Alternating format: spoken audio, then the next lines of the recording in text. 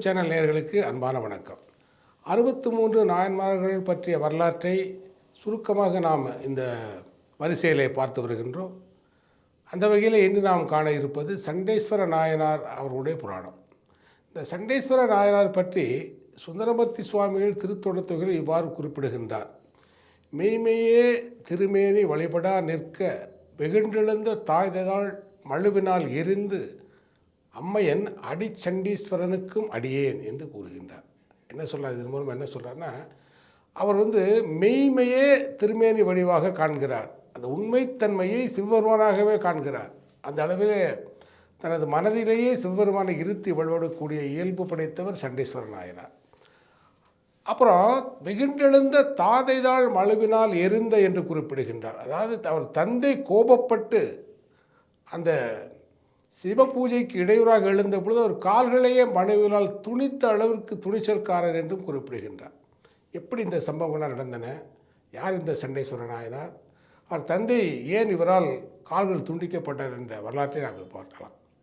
இவர் அவதரித்த திருத்தலம் என்பது திருச்சேங்கலூர் என்று மயிலாடுதுறை மாவட்டம். இப்போ மயிலாடுதுறை மாவட்டத்தில் மண்ணியாற்றங்கரையில் இருக்குது. அங்கே மணல்மேடு அப்படிங்கிற ஊர் இருக்குது. அதை அடுத்து மண்ணியாறுன்னு ஒரு ஆறு ஓடும். அந்த ஆற்றங்கரையில் உள்ள சிறு கிராமம், ரொம்ப அழகான அற்புதமான நீர்வளம் நிலவளம் பொலிந்த கிராமம். அந்த ஊருக்கெல்லாம் நான் போயிருக்கிறாங்க. இன்னும் சிவன் கோவில் ஒன்று இருக்குது. இவர் வழிபட்ட சிவஸ்தலம்.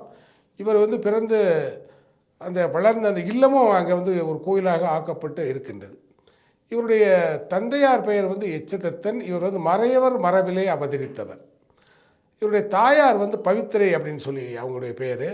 இந்த எச்சதத்தனை பற்றி சேக்கிழார் பெருமான் பெரிய புராணத்திலே குறிப்பிடும் பொழுது சொல்கின்றார், கரிய மணியையும் கொடிய விஷத்தையும் ஒருங்கே கொண்டிருக்கக்கூடிய நாகத்தை போன்றவன் என்று குறிப்பிடுகின்றார். அதற்கான காரணம் இந்த வரலாறுடைய போக்கில் உங்களுக்கு புரிய வரும். இவர்கள் நம்ம எச்சதத்தனும் நமது அம்மையார் பவித்திர அவர்களுக்கும் இறைவனுடைய தவப்பயனின் காரணமாக விசாக சாகரன் என்ற இந்த மகன் பிறக்கிற இவருடைய இயற்பெயர் இது. இந்த குழந்தை இளம் வயதிலேயே சிவபெருமான் மேலே தாழாத பக்தியும் மாளாத காதலும் கொண்டு விளங்குது. எதற்காக அப்படின்னு சொன்னால், அது முன்பினை பயனின் தொடர்ச்சி. சிவபெருமானுடைய உணர்வும் அந்த சைவ சமயத்தின் பார்ப்பண்ட பற்றும் நதியையும் மதியையும் தன் தலையிலே சூடி அமர்ந்திருக்கக்கூடிய எம்பெருமானுடைய அருட்கடாட்சத்துக்கு பாத்திரமாவது என்பது அது பல பிரிவுகளின் தொடர்ச்சி இருந்தால்தான் அது முடியும்.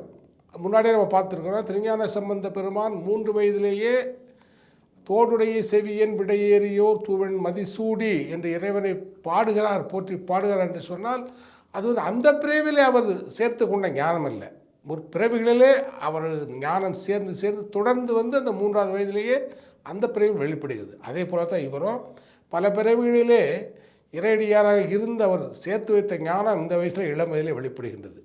அப்போ அவருக்கு எந்த வேதங்களையும் ஆகமங்களையும் சாஸ்திரங்களையும் அங்கங்களையும் சொல்லிக் கொடுக்க போனாலுமே அந்த ஆசிரியர்கள் சொல்வதற்கு முன்பாகவே அதனுடைய பொருளை விரித்து உரைக்கக்கூடிய ஒரு வல்லமை பெற்ற ஒரு குழந்தையாக அவர் விசார சரபர் திகழ்கின்றார். அப்போ இவர் ஆசிரியரிடம் ஆச்சரியப்படுறாங்க, எப்படி இந்த குழந்தைக்கு இந்த வயசில் இவ்வளோ ஒரு கல்வி கேள்வி ஞானம் வந்தது அப்படின்ட்டு. அவருக்கு ஊரில் மிகப்பெரிய பெயரும் மரியாதையும் இருக்கின்றது. அந்த இளம் வயதிலேயே இறைவன் மேலே மாளாத பற்று கொண்டு நியமங்களை கடைப்பிடித்து சிவபெருமானை வழிபட்டு சைவ சமயத்தை சார்ந்து ஒழுகி வருகின்றார். இப்போ ஒரு நாள் அந்த ஊரில் உள்ள அந்த இவரோட பயிலும் மாணாக்கர்கள் கூட அவர் போயிட்டுருக்கிறப்போ ஒரு மாட்டு மந்தையை மேய்த்து சொல்லக்கூடிய ஒரு சிறுவன் ஒரு பசுவை கடுமையாக தாக்கி விடுகின்றான். அது குழந்தைய முட்டை போகுது அப்படின்னு நினச்சி அந்த பசுவை கடுமையாக தன்னுடைய கையினால் உள்ள பிரம்பனால் தாக்கி விடுகின்றார். அதை பார்த்து மனம் கொதித்து போகிற நமது விசாரசரம் என்ன பண்ணுறாரு, அந்த பையனை போய் அந்த மாட்டை அடித்தவரை தடுத்து இந்த பசுவினுடைய சிறப்பை எடுத்து கூறுகிறார். அந்த பசுவினுடைய உடலிலே எத்தனை தேவர்கள், எத்தனை தேவதைகள், எத்தனை தெய்வங்கள் எங்கெங்கு வாழ்கின்றன, எல்லாவற்றிற்கும் மேலாக சிவபெருமானுக்கு அபிஷேகம் செய்வதற்கு தகுதியான பஞ்ச கவ்யங்களை வழங்கக்கூடியது இந்த பசு, இந்த ஆவினம். அதை இங்கே இப்படி துன்புறுத்தலாமா அப்படி அவரை கடிந்து கொண்டு அந்த அந்த பசுவை அவரே மேய்க்க தலைப்படுகின்றார். அப்புறம் அந்த ஊரில் உள்ளவருடைய ஒப்புதலை பெற்று அந்த நிறைகளை அந்த பசு கூட்டத்தை அவரே தினமும் காலையில் எழுந்து வழியெடுத்து சென்று நல்ல புற்கள் இருக்கக்கூடிய பகுதியிலே அதை மேய விட்டு நல்ல தண்ணீர் கிடைக்கக்கூடிய இடத்தில் அதை நீரிருந்த விட்டு அவற்றை குளிப்பாட்டி நிழலிலே ஓய்வெடுக்க வைத்து அது மாதிரி கொண்டு சேர்க்கக்கூடிய பணியை தானே மேற்கொள்கின்றார். ஒரு மறையவர் குலத்தில் உதித்தாலோ ஒரு ஆய்நிலைகளை மேய்க்கக்கூடிய திறன் பெற்றவராகவும் அந்த பசுக்களை வந்து அன்போடு பராமரிக்கிறவராகவும் வாழ்ந்து வருகின்றார். அப்போது ஒரு நாள் என்ன பண்ணார், அந்த மாதிரி அந்த பசுக்கள் வந்து இவர் அதை கொண்டு போய் அதை மேய்த்து அடைக்கிறப்போ அந்த பசுக்கள் ரொம்ப ரொம்ப சந்தோஷமாக இருக்குது. இவர் அவ்வளவு அன்பாக அந்த பசு நிறைகளை கவனித்துக் கொள்வதனால அது வந்து அதிக அளவிலான பால் கறக்குது. அப்போ அது இவருக்கு ஊர்க்காரங்களும் ரொம்ப சந்தோஷம். ஊரில் உள்ள மறையவர்கள், அந்த அந்த ஆணிரைகளுக்கு சொந்தக்காரங்க, அவங்களுக்கும் ரொம்ப மகிழ்ச்சி. பாவம் இந்த பையன் கொண்டு போய் மேய்ச்சிட்டு வந்தால் இந்த பசுக்கள் வந்து நல்ல மகிழ்ச்சியாக இருக்கின்றன, நோய் நொடி நீங்கி நன்றாக இருக்கின்றன. அதே மாதிரி அது பசு கொடுக்க அந்த பால் கொடுக்கக்கூடிய தன்மையை ரொம்ப அதிகமாக இருக்குன்னு சொல்லி மகிழ்ச்சி அடைகிறாங்க. இவர் என்ன பண்ணுவார், பசுவை மேய விட்டு அந்த மணலிலே ஒரு சிவலிங்க கோவிலை வந்து கட்டுவார். சிறுசாக ஒரு சிவலிங்கத்தை அந்த உருவை செய்வார். அதை சுற்றி ஒரு மதிர்ச்சுவர் எழுப்புவார். அந்த மாதிரி மதிர்ச்சுவர் எழுப்பி அந்த பசுக்கள் அந்த கோயில் பக்கத்தில் கட்டிருக்கக்கூடிய அந்த சிறு மணற்கோவில் பக்கத்தில் வந்து நிற்கும். இவர் அந்த பசுவினுடைய மடியை பார்த்த உடனேயே அந்த பசு வந்து அது பால் சுரக்க ஆரம்பித்து விடும். அந்த பால் சுரக்கதை ஒரு பாத்திரத்தில் பிடித்து அந்த சிவலிங்க திருமேனிக்கு அபிஷேகம் செய்வார். அப்புறம் வந்து அவர் அபிஷேகம் செய்கிறது மட்டும் இல்லாமல் அவர் பூக்களையும் அதற்குரிய இறைவனுக்குரிய வில்வ இலை போன்ற தளங்களையும் பறித்து வந்து இந்த இறை திருமேனியை தானே உருவாக்கிய அந்த மணலிறை திருமேனியை வந்து வழிபட்டு வரக்கூடிய ஒரு இயல்பு அவருக்கு அமைஞ்சது. ஆனால் இங்கே பால் வந்து இங்கே சிவபெருமானுடைய சிவலிங்கத்திற்கு அது அபிஷேகத்திற்கு ஆனாலும் கூட அது வீட்டுக்கு போகிறதுக்கப்புறம் அந்த ஆணையர்கள் என்றும் குறைவில்லாத பாலையோ கொடுத்து வருகின்றன. இங்கே பால் கொடுத்ததுனால அங்கே போய் அதனால் குறைவு ஏற்பட்டது என்ற ஒரு எண்ணம் யாருக்குமே ஏற்படலை. அது வந்து அவ்வளோ தூரத்துக்கு ஒரு நல்ல விஷயமாகவே தொடர்ந்து கொண்டிருக்கின்றது. ஆனால் அந்த ஊரை சார்ந்த ஒருவர் என்ன பண்ணுறாரு, ஒரு நாள் தற்செயலாக அந்த பக்கம் போகிறார். இவர் ஆணிரைகளை மேய்த்து கொண்டக்கூடிய பக்கம் அந்த ஊரை சார்ந்த ஒருவர் போய் தற்செயலாக பார்க்குறாருங்க. இவர் தான் உருவாக்கிய அந்த மணல் சிவலிங்கம், அந்த மதில் சுவர் கொண்ட ஒரு சிறு கோவிலில் அந்த பசுக்கள் தானாகவே வந்து பால் சுரிகின்றதையும் இவர் அதை வந்து குடங்களில் பிடிச்சு அந்த இறை திருமேனிக்கு அபிஷேகம் செய்விக்கிறதையும் பார்க்குறாங்க. பார்த்துட்டு ஆஹா, இது வந்து அந்த மாட்டினுடைய பாலை இவர் எடுத்து மண்ணில் ஊற்றுறாரே அப்படிங்கிற மாதிரி ஊருக்குள்ளே போய் எல்லாத்தையும் சொல்லிடுறாங்க. சொன்ன உடனே அவங்க வந்து ஊருக்காரங்க ரொம்ப கோவப்படுறாங்க. என்ன நமது மாட்டினுடைய பாலை இவர் எடுத்து இதை மணலில் ஊற்றுறாரே அப்படின்னு சொல்லிட்டு அவர் தந்தையாரை கூப்பிட்றாங்க. தந்தையாரை கூப்பிட்டு ஊரில் உள்ள அந்த சிறு சபை கூடி இது மாதிரி வந்து இவங்க சொல்கிறாங்க, உங்கள் பையன் மாட்டில் இருக்கக்கூடிய பாலை கறந்து அதை மணலில் ஊற்றுகின்றாராம், நீங்கள் அதை வந்து கண்டித்து வைங்க. அப்படி இல்லைன்னு சொன்னால் அந்த வேலைக்கு அவர் வர வேண்டியதில்லை அப்படின்னு சொல்கிறாங்க. உடனே அந்த இவர் தந்தையார் சொன்னோம் இல்லையா, சேக்கலார் முதல்ல சொல்லாது பாருங்கள், ஒரு கொடிய விஷமும் ஒரு அரிய மணியும் கொடுத்த நாகத்தை போன்ற இயல்புடையவர் அப்படின்னு சொல்லி அவர் கொடுத்த அரிய மணி என்பது அந்த குழந்தை. இந்த சிவபெருமான் மேலே மாளாத பக்தி கொண்ட அந்த குழந்தை தான் அந்த நாகத்தினுடைய உடலிலிருந்து வந்த அரிய மணி. அந்த கொடிய விஷம் என்பது நம்ம பையன் என்ன செய்கிறான்னு பார்ப்போம் அப்படின்னு சொல்லி ஒரு மரத்தின் மேலே மறைந்திருந்து அதை பார்க்குறாரு, இந்த பையன் என்ன பண்ணுறான் அப்படிங்கிறது. உடனே இந்த வழக்கம் போல் நமது சண்டீஸ்வரன் நாயனார் என்ன பண்ணுறாரு, அந்த மணலில் ஒரு சிறு கோவிலை கட்டுறாரு. அதில் ஒரு சிவலிங்கத்தை சமைக்கின்றார். அந்த நிறைகள் வந்து பக்கத்தில் வருது. இவர் தனது கண்களால் அந்த மடியை விட்டு நோக்கியதான் தாமதம் அந்த பால் வந்து கடகடாவோடு சுரந்து வழிகின்றது. உடனே அதில் வந்து 2 பாத்திரங்களை பிடிச்சி வச்சுட்டு இறைவனை தொழுது கொண்டே தனது மலர்களாலும் அந்த வில்வ இலைகளாலும் இறைவனை அர்ச்சித்து இந்த பால் பாத்திரத்தை எடுத்து அதில் ஊற்றுறார். இப்போ மேலே பார்த்து கரந்துரைந்து பார்த்து கொண்டிருந்த விசார சரமனுடைய தந்தையார் வந்து கடும் கோபம் எழுதுகின்றார். ஆமாம், ஊருக்காரங்க சொன்னது சரிதான், அந்த பையன் பாலை கறந்து அந்த மணலை தான் ஊற்றுறான் அப்படின்னு நினச்சிட்டு கீழே இறங்கி வந்து தனது கையில் இருக்கக்கூடிய அந்த பிரம்பினால் வந்து தனது மகனை வந்து முதுகில் ஓங்கி ஓங்கி அடிக்கின்றார். இந்த மாதிரி செய்கிறானே, நம்ம ஊர்க்காரங்க சொன்ன குற்றச்சாட்டு நியாயமாத்தானுங்க சொல்லி கோபம் கொண்டு அந்த சிறுவனை மாறி மாறி முதுகில் அடிக்கின்றார். ஆனால் இறை பக்தியிலையும் இறை வழிபாட்டிலையும் முழுமையாக மூழ்கி கிடந்த நமது சண்டேஸ்வரருக்கு தனது தனது முதுகிலை பிரம்பினால் அடிப்பது வந்து சிறிது கூட உரைக்கவில்லை. ஏன்னா தனது மனம், சொல், காயம் இந்த 3மே இறை வழிபாட்டில் முழுமையாக அதில் ஈடுபட்டிருக்கிறனால அவருக்கு அந்த அடித்தது கூட உரைக்காமல் அந்த சிவ வழிபாட்டை தொடர்ந்து செய்து கொண்டிருக்கின்றார். இவர் என்ன பண்ணுறார், உடனே தனது வலது காலை எடுத்து அந்த சிறுவன் பால் பிடித்து வைத்திருக்கக்கூடிய பாத்திரத்தை வந்து எட்டி உதைச்சிறார். எட்டி உதைச்ச உடனே தான் நமது சண்டேஸ்வரனுக்கு வந்து தனது உணர்வு வருகின்றது. தன்னை பிரம்பினால் அடித்த போதும் கூட வராத அந்த உணர்வு அந்த தனது வழிபாட்டிற்குரிய அந்த பால் இருக்கக்கூடிய பாத்திரத்தை காலால் உதைத்தவுடனே வந்துகின்றது. உடனே திரும்பி பார்த்து நமது சிவ பூஜையை வந்து இந்த ஆள் தடை பண்ணிட்டாரு அப்படின்னு சொல்லி கடுமையான கோபம் கொள்கிறார். தந்தை என்று கூட பார்க்க கடுமையான கோபம் கொண்டு தன்னுடைய வலது கரத்தில் அந்த ஒரு பிரம்பு கிடக்குது. அவர் அந்த ஆணைகளை மேற்பதற்கு பயன்படுத்தக்கூடிய, அதை வழிநடத்த பயன்படுத்தக்கூடிய பெரிய கோல் ஒன்று இருக்கிறது.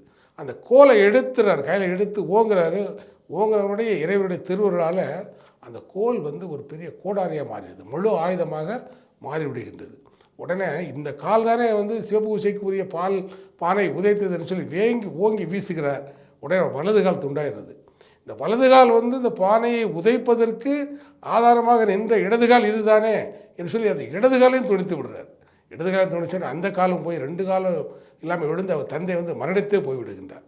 அப்போது இறைவன் வந்து தனது மேலே அந்த குழந்தை கொண்டக்கூடிய மாறாத பக்தியையும் இந்த இறை வழிபாட்டிற்கு இடையூறு இருந்தால் அவர் எந்த எல்லைக்கு செல்லக்கூடிய அவருடைய கோபத்தையும் தன் மீது கொண்ட ஒரு மாறாத அன்பை உணர்ந்து உமையம்மையை இடப்பக்கமாக கொண்டு அவர் அந்த விடை வாகனத்தின் மேலே தேவர்கள், மூவர்கள், முனிவர்கள் புடைசூழ அவருக்கு காட்சி கொடுக்குறார். காட்சி கொடுத்துட்டு அவரை அருகில் அணைத்து, உனது தந்தை இறந்து விட்டார், இனிமேல் யாமே உனது தந்தை, யாமே உனது தாதி என்று அள்ளி அணைத்துக் கொள்கின்றார். அந்த சிவபெருமானால் அணைக்கப்பட்ட அந்த உடம்பு, இந்த மாய காயம் அவருடைய கரங்கள் பற்றோட ஒளிமயமாக ஜொலிக்கின்றது. அப்போதே அதை சொல்கிறார். இவருக்கு வந்து சண்டீஸ்வரன் என்ற பட்டத்தை வந்து சிவபெருமான் அங்கே வழங்குகின்றார். அவரை அள்ளி அணைத்து, யாம் உண்ட கலமும் உடுப்பனவும் சூடுவனமும் உனக்கு கொடுத்தேன், சண்டீஸ்வரன் எனும் பதமும் கொடுத்து தனது பிறையணிந்த தலையிலே உள்ள அந்த கொன்றை மாலையை எடுத்து அவருக்கு கழுத்திலே சூட்டி அழகு பார்க்கின்றார்.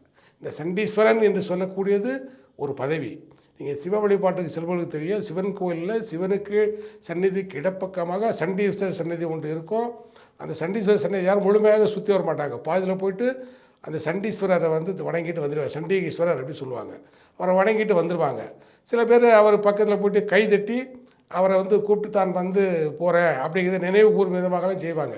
ஆனால் இறை வழிபாட்டில் அந்த சண்டீஸ்வரர் என்பவர் எந்த நேரமும் இறைவனை நினைத்து யோக நிஷ்டையில் இருக்கக்கூடியவர்.